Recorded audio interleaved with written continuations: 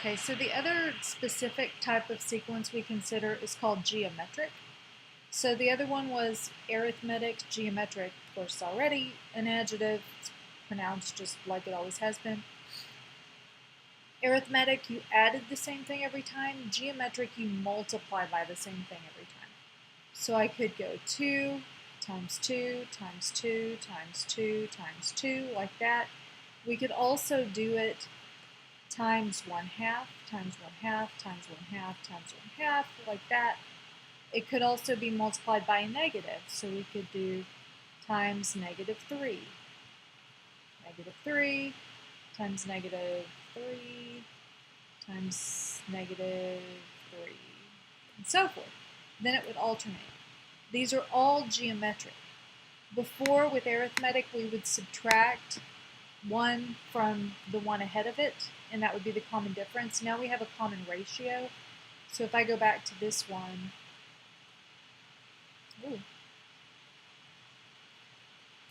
then 4 divided by 2 is 2, 8 divided by 4 is 2, 16 divided by 8 is 2, 32 divided by 16 is 2, 64 divided by 32 is 2.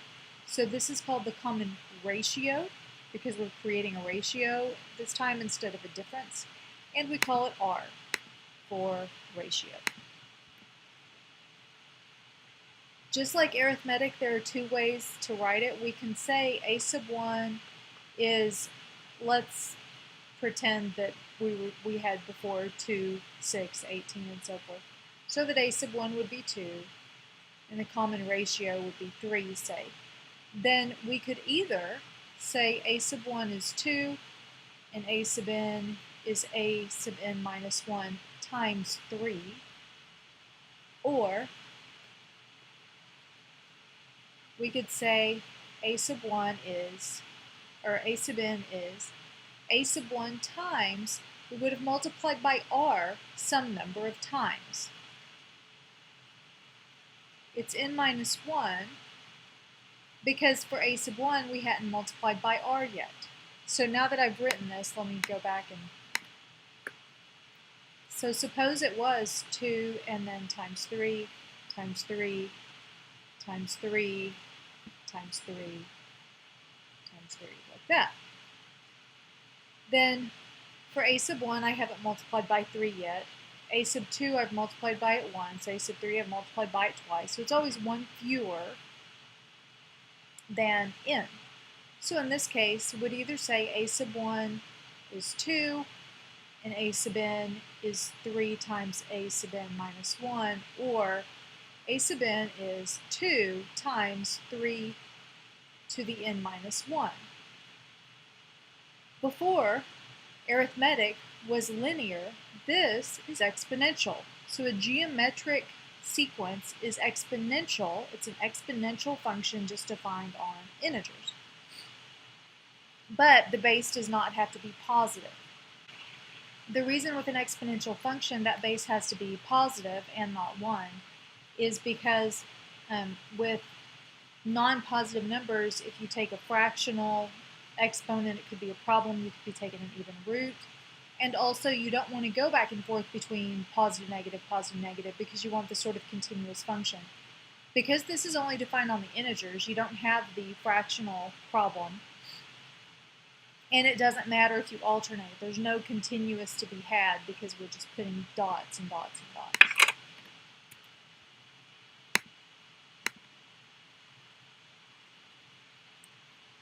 Okay, so we want to decide if this one is geometric.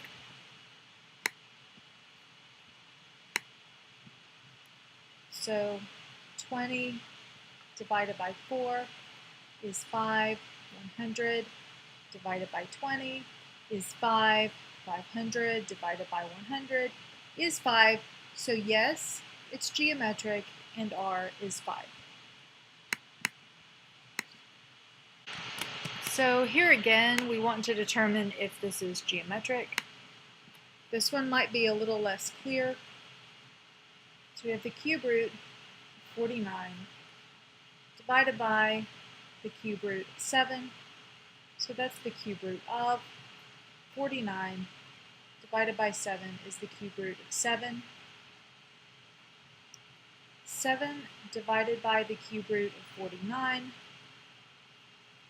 is 7 divided by the cube root of 7 squared is 7 divided by 7 to the 2/3. That's 7 to the 1 minus 2/3 is 7 to the 1/3. It's the same. Then we have 7 cube root 7 divided by 7. That one's a little easier. So in all cases, cube root 7. Cube root 7 is r, and this is geometric. I keep hitting the wrong things here. Okay. For this one, we want to find a formula for the nth term.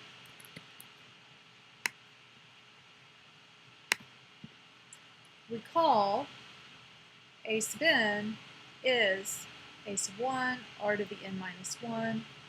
So in this case, a sub 1 is 3, and 6 divided by 3 is 2, 12 divided by 6 is 2, 24 divided by 12 is 2.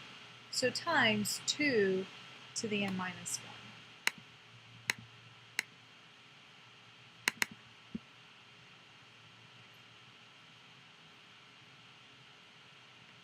Okay, so a sub 2 is negative 11, r is 1/2, and we want a sub 7. There are a couple of ways to think about this. You could say, okay, so from 2, I'm going to multiply by 1/2 once for 3, twice for 4, so that altogether I have done it 5 times. And you could just do negative 11 times 1/2 to the 5th.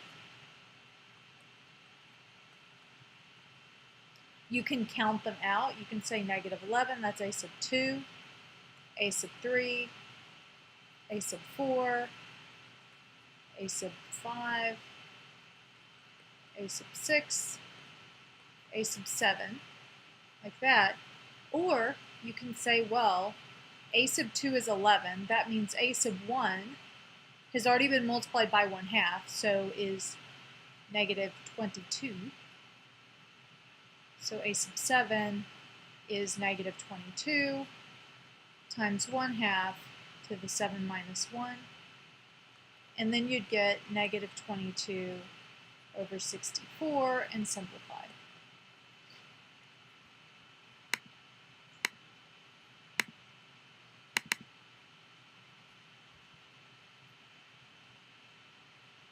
Okay, this one we want the sum. So this is possibly a little less clear. I'm going to make a little proof argument for you, and it will feel like sometimes you may wonder, why am I doing a thing I'm doing? And just it's because it gets us to the end. But hopefully this will prove it to you. So if I have a geometric sequence, let me see if we're at infinite yet.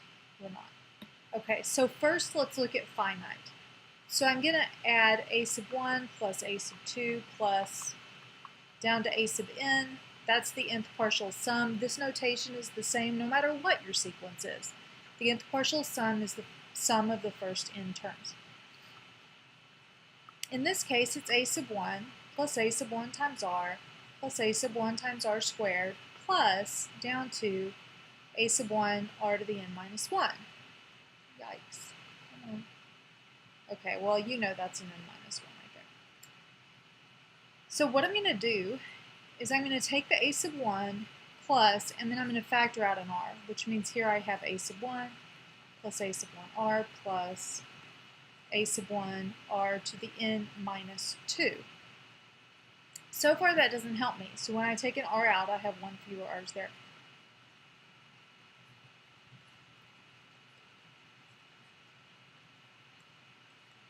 So I'm going to take my a sub 1 r to the n minus 2. I'm going to add a sub 1 r to the n minus 1 and then just subtract a sub 1 r to the n minus 1. So all I've really done is add 0. But the reason that helps me is because now this part is s sub n. So now this is a sub 1 plus r times s sub n minus a sub 1 r to the n minus 1.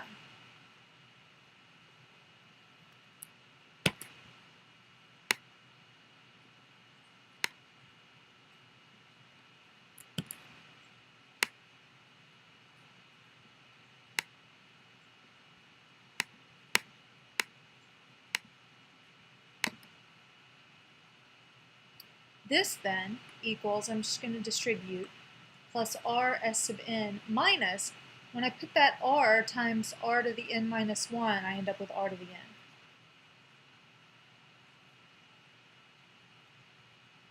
S sub n over here, I'm going to subtract r s sub n from both sides.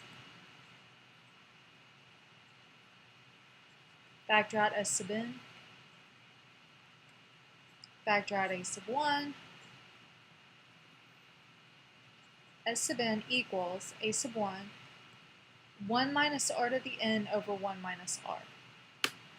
So this is your general formula for the partial sum of a geometric sequence. S sub n is a sub 1 times 1 minus r to the n over 1 minus r. Okay? Now, if it had been to infinity, first of all, the only way for this to go to infinity is if r is between negative 1 and 1. Because if you're multiplying by something bigger than 1, and then you're adding it, you're adding larger and larger and larger things. So you're never going to be adding little enough that you can converge to a number. So it's going to go off to infinity, or just diverge going positive and negative. So if r is between 1 and negative 1,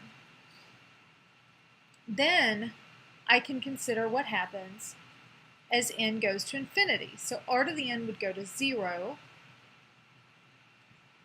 So it would end up a sub 1 over 1 minus r. But let me show you. S sub infinity equals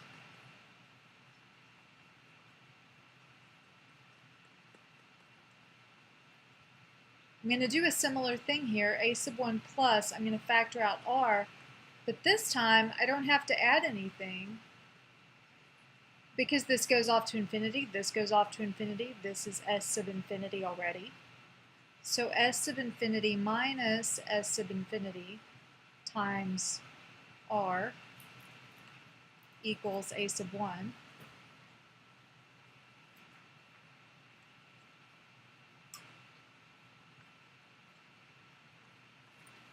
So the infinite sum, you just divide by 1 minus r.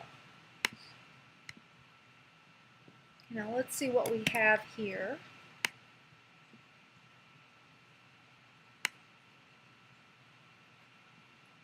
I have 1, 2, 3, 4, 5, 6 terms. Nothing is left out. So I want s sub 6, a sub 1 times 1 minus r to the n over 1 minus r. R is 1/5. I'm dividing by 5 each time, so I'm multiplying by 1/5. N is 6.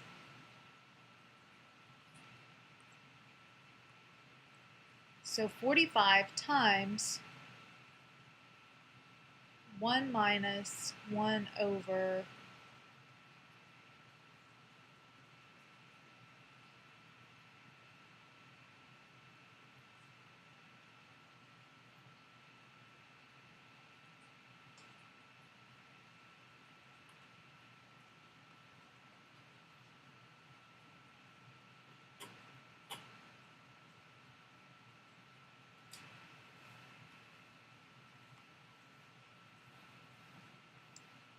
45 times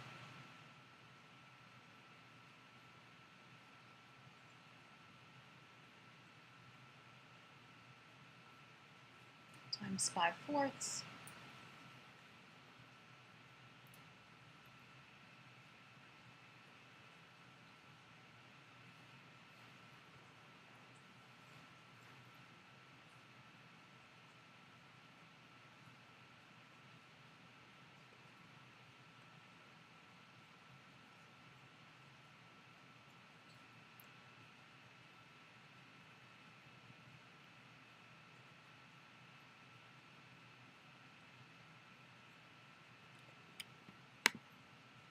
Okay, so 21, 6, 24.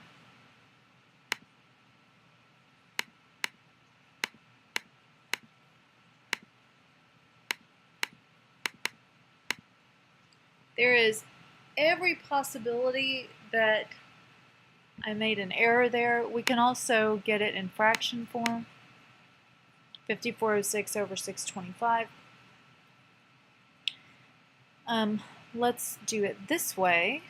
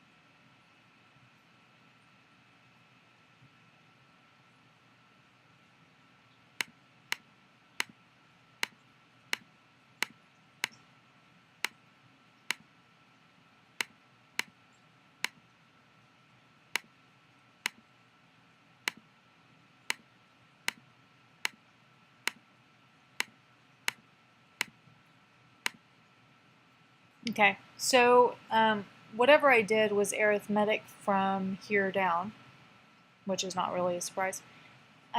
So you can put it in your calculator like this, or you can put it in your calculator like this, and then you won't make an error with multiplying or dividing, hopefully. Just be careful with your parentheses.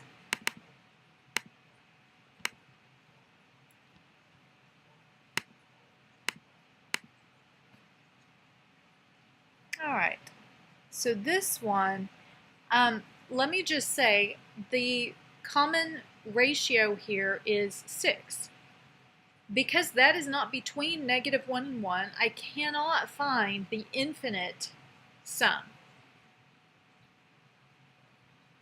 This is a little bit interesting. You've heard before that if you have a repeating decimal, it's irrational. It is a rational number, meaning it can be written as a fraction. Whereas if you have a non-repeating decimal, then it's not. So here's how you can get from your repeating decimal to the fraction it came from. So what we have, this is 0.71717171 and so forth.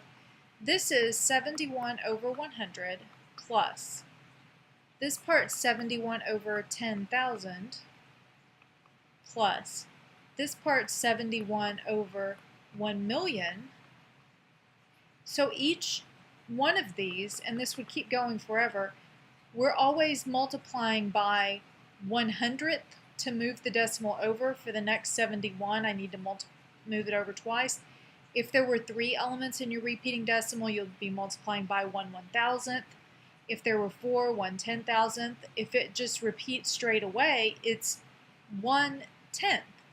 So we have R is 1 in 100 because there are two terms that repeat, and A sub 1 is 0.71. So A sub 1, and this is if you want 71 over 100. A sub 1 divided by 1 minus R is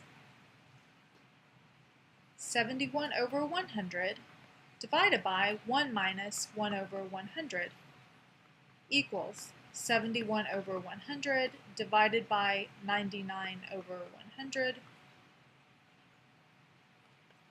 is 71 over 99.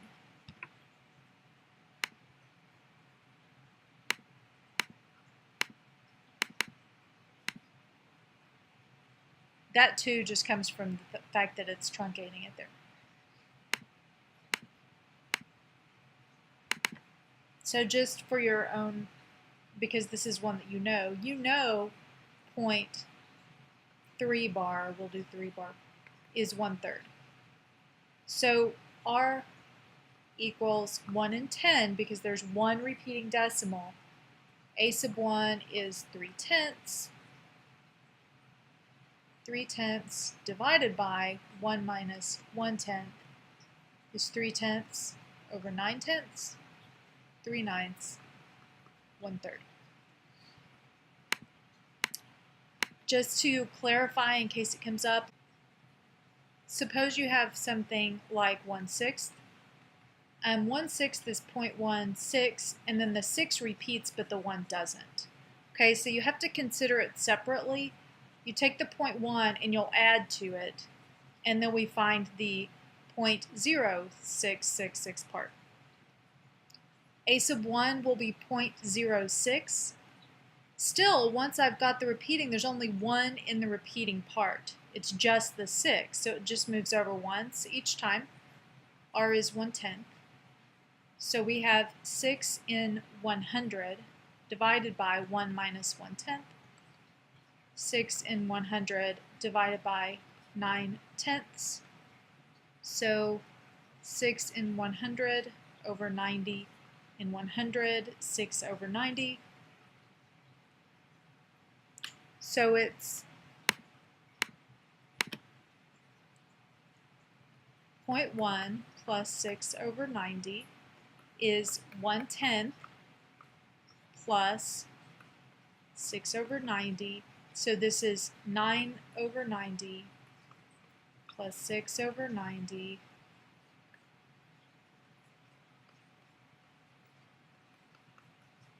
Okay, so you would have to split it up like that if you were doing that one.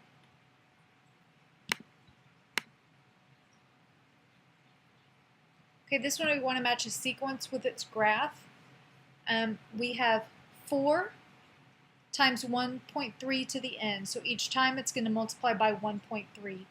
This one is decreasing. That means you're multiplying by something between -1 and 1, so that can't be it. This one's alternating. That would mean that you had a negative sign on R, and we don't. Same thing here, so it has to be this one. But at any rate, you would have 4 times 1.3 for the first one, which is 5.2, which is right about there, and then just raise a little bit more each time. Okay, we had a salary before where we gained a certain amount each time for the arithmetic. This time, we're going to get an annual raise of $27.50 every year as an arithmetic version of gaining money. But then we also have the option to get a 6% raise each year. And we want to consider the sequence representing the salary for job A and then B. And the first question is it arithmetic or geometric? Well, if I'm just adding $27.50 each time, that's arithmetic. I'm just adding the same thing each time. And then presumably the next thing it would ask me about is job B. In job B, we're adding 6%. But if I take my salary and I add 6% of my salary, then I'm multiplying my salary times 1 plus 6 over 100, just factoring out the S. So I'm multiplying by 1.06 each year. So this one's geometric. And we want to know, in the end, the total earnings for job A over 20 years. And then I'm guessing we want to know the total earnings for job B over 20 years. And the question will end up being how much, which one of them made more money. Okay, so with job A, it's arithmetic, so S sub 20 is going to be 20 over 2 times A sub 1 plus A sub 20. A sub 20 will be, I started out with 55,000 and I added 2750 19 times. It's 20 minus 1 times.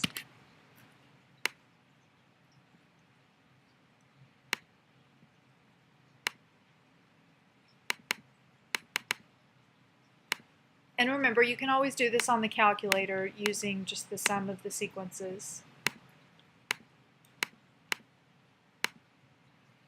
Okay, so 107,250.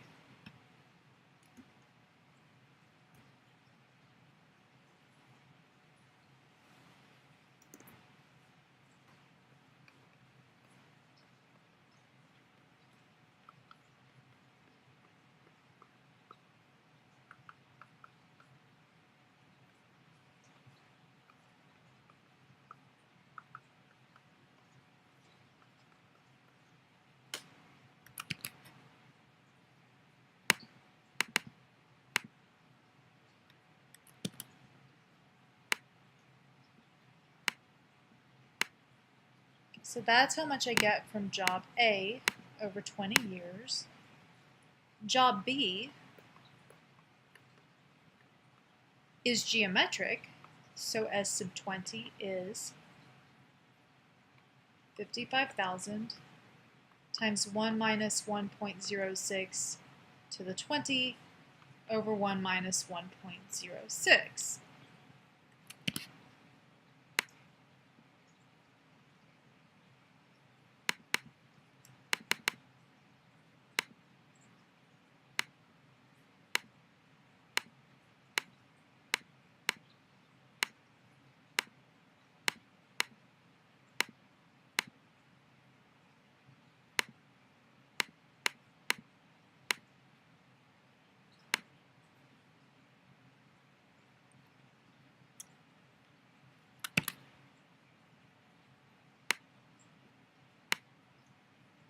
So these are the two to compare.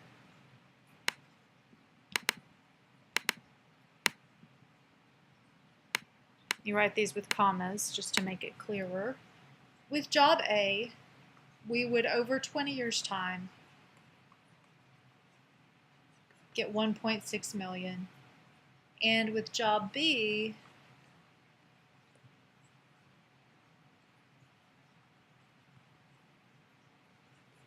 we would get 2 million.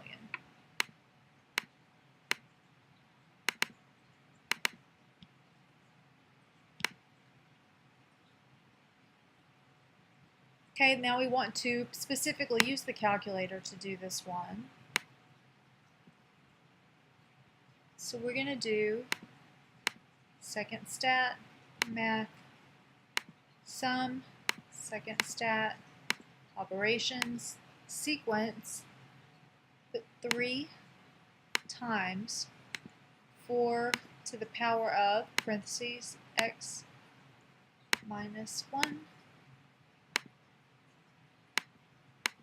Start with 1, end with 5, and get 1023. Okay, so that's the end of that.